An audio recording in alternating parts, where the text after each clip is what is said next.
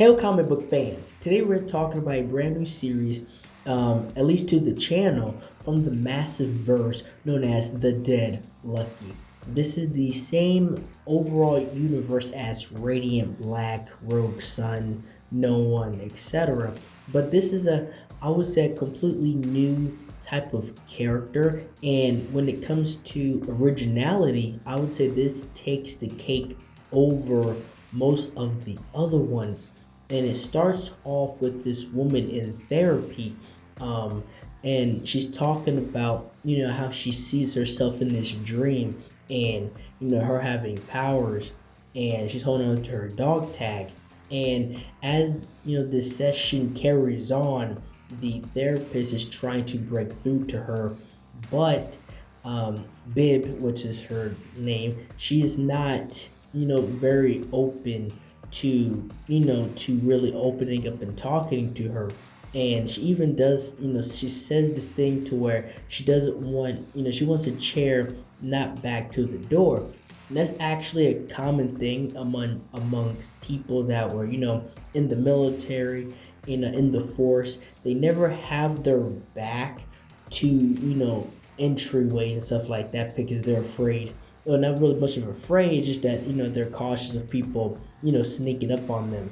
And we are opened up to this world, right? At least to this city known as San Francisco, and it's broken off into sections and districts.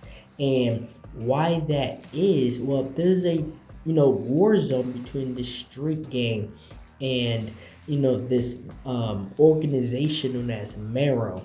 And as she is explaining what is going on between this war, Marrow's coming in and pretty much using San Francisco as a massive science experiment for the new machines and tech, etc. And the normal people that live here, we get a glimpse of their life through the family of Bib. And there are people that work for Marrow that's trying to get them out of these districts.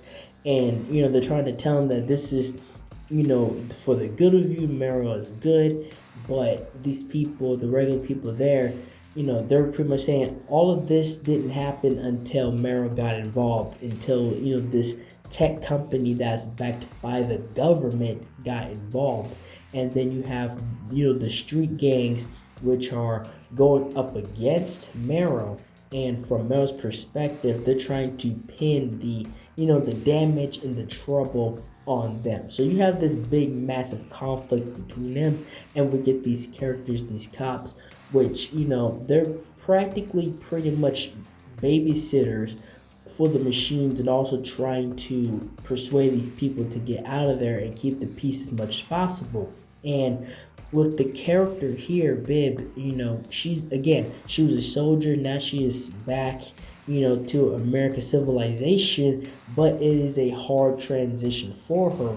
And we see her with this guy, which she explains was actually pretty much her first everything. Now he's a mechanic, and he built her this massive mech suit. And so now we are seeing the part that she plays in this entire situation. And the difference between Dead Lucky and other characters is not only is her power more unique, is that she's not a legacy character. Radiant Black is a legacy character. That's something that can be passed on between people. So is Rogue Sun and Inferno Girl Red. Those are all characters that are legacy styled characters that was specifically designed for it to be passed between person to person. Dead Lucky, this is a lot more personal.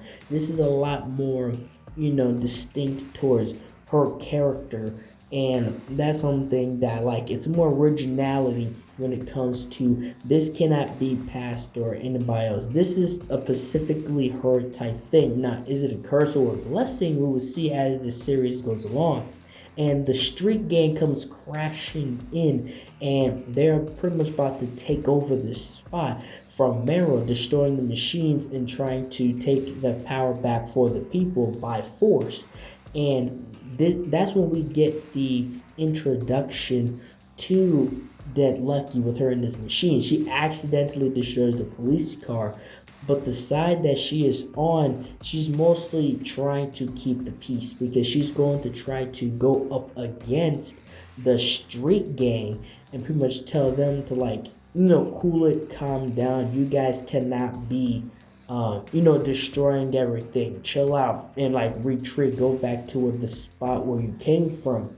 And from the street gang's perspective, well, they think that she works for Meryl. They see her as a threat. Most coming in a giant mech robot when there's already robots roaming around maybe wasn't the best choice and idea for her. But we'll see how that plays out in a second. They attack her and she is left no choice but to fight against them and use her power against them, which wasn't her first choice, but they left her no choice. And as the action is going on, one thing I like to point out is that the art in this is I would say it's very cartoon. It's very modern animation cartoon style. And as she is dealing with this, we see these two figures, right, in the pink, as you just saw, these two figures, and you're like, who are they? They are the soldiers that died. They was her comrades. And this pretty much makes her hit her ult in the way. And that's when she comes out of the machine and she uses her electrical powers and she stops and takes down the street gang and the remaining of them. And that's when they realize she's not with Meryl, and that's when they actually get out of there. Here's the part that's crazy. The mechanic that was helping her, well, he gets shocked by her powers and he gets put down for the count, and they both get caught by the police officer, the cops. She ends up revealing her identity, at least her face, to her. And luckily the cop let her escape and brought him to the hospital, which is very strange in the story. There's no way they would have let her go, right? Like, realistically, they would have arrested her and took him to the hospital, but in this, she just lets her go. And as he's in the hospital, being watched over, here's where we get more insight on this character. Well, she has the mech, and she's in her internal dialogue for this character, and they make it in the story that she talks to herself a lot, and she's talking about her soldiers, the people she was with in the military, and her whole experience. And that's when she hits her power. We see what she pretty much really looks like in the spirits around her. So they reveal that pretty much the soldiers that died beside her in the military, her old unit, she has them in spirit with her, and they're a part of her and her power. Well, that's all I have for this video. Thank you guys for watching this video. Like, share, and subscribe for more. And thank you for watching. And don't forget to leave a comment, but that helps out the channel as well.